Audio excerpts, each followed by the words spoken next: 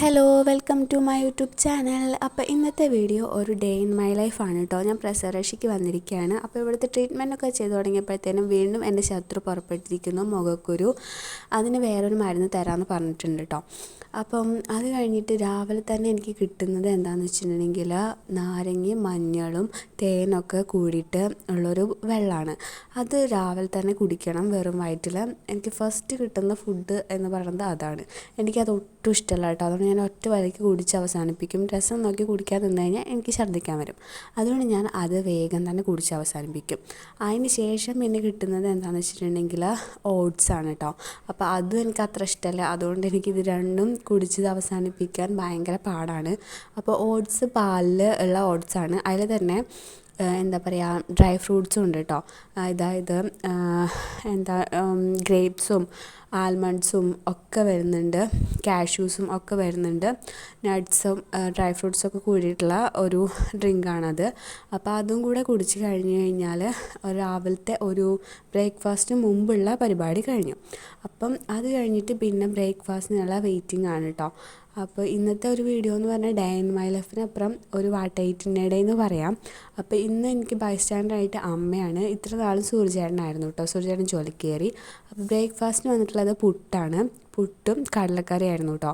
അപ്പോൾ പിന്നെ എനിക്ക് പാലാണ് തരാറ്. ഇന്ന് ചായയാണ്. അപ്പോൾ എനിക്കൊരു വെറൈറ്റി ആയിട്ട് തോന്നി, സമാധാനമായി. അത് കഴിഞ്ഞ് കിട്ടിയത് കഷായമാണ് കേട്ടോ. കഷായം ധന്വന്തരി കഷായമാണ്. അതും ധന്വന്തരി ഗുളികയും കൂട്ടി കഴിക്കണം. അത് കഴിഞ്ഞ് പിന്നെ എനിക്ക് ഇവിടെ വന്ന് സെക്കൻഡ് ഡേ എനിക്കൊരു പനി പിടിച്ചായിരുന്നു. അപ്പോൾ അതിൻ്റെ ഒരു കഷായം കൂടെ ഉണ്ട്. അങ്ങനെ എനിക്ക് 2 കഷായം കുടിക്കണം. അത് കഴിഞ്ഞ് എനിക്ക് വേദഗുളിക്ക് പോകേണ്ട ടൈം ആയിട്ടുണ്ടായിരുന്നു. അപ്പോൾ അമ്മയ്ക്ക് വേഗം വാരി തന്നതാണ്. അത് കഴിച്ച് കഴിഞ്ഞ് ഞാൻ വന്ന് കൂളിയൊക്കെ കഴിഞ്ഞപ്പോഴത്തേനും ഫ്രൂട്ട്സ് വന്നിട്ടുണ്ടായിരുന്നു. ഒന്നുകിൽ കട്ട് ഫ്രൂട്ട്സോ അല്ലെങ്കിൽ ഷെയ്ക്കോ അങ്ങനെ എന്തെങ്കിലും ആണ് കിട്ടുക. അപ്പം ഇന്ന് എനിക്ക് ഗ്രേപ്സാണ് കിട്ടിയിട്ടുണ്ടായിരുന്നത്. അപ്പം ഞാനത് കഴിച്ചു. അത് പുളി മധുരം ഒക്കെ ഉള്ളൊരു നല്ല ടേസ്റ്റ് ഉണ്ടായിരുന്നു കേട്ടോ. അപ്പോൾ അത് കഴിച്ച് അവസാനിപ്പിച്ചപ്പോഴത്തേക്കും അമ്മ കുഞ്ഞുമണീനെ ഇങ്ങനെ പൊതിഞ്ഞ് നല്ല ഭംഗിയിൽ ഇങ്ങനെ കിടത്തിയിട്ടുണ്ട്. 5 മിനിറ്റ് ഉണ്ടായിരുന്നുള്ളൂ കേട്ടോ ആ കിടപ്പ്. അത് കഴിഞ്ഞപ്പോഴത്തേക്ക് എഴുന്നേറ്റു. പിന്നെ ഞാൻ കുറേ നേരം വാശി പിടിച്ച് ഇങ്ങനെ കരയായിരുന്നു. അപ്പം ഞാൻ കുറേ നേരം ഇങ്ങനെ എടുത്തുകൊണ്ടിരുന്ന് കുലുക്കി ഉറക്കി കേട്ടോ. പിന്നെ സംസാരിക്കുകയൊക്കെ ചെയ്യുന്നുണ്ടായിരുന്നു. അപ്പോൾ എൻ്റെ മുഖത്തേക്കൊക്കെ നോക്കി കിടക്കുകയാണ്. അത് കഴിഞ്ഞ് പിന്നെ ലഞ്ച് ടൈമായി. എനിക്ക് ഉള്ളിച്ചോറും അയലക്കറിയും കായും പയറും മെഴുക്ക് പുരട്ടിയായിരുന്നു. അമ്മയ്ക്കും സെയിം കറികൾ തന്നെ, പക്ഷേ സാദാ ചോറായിരുന്നു.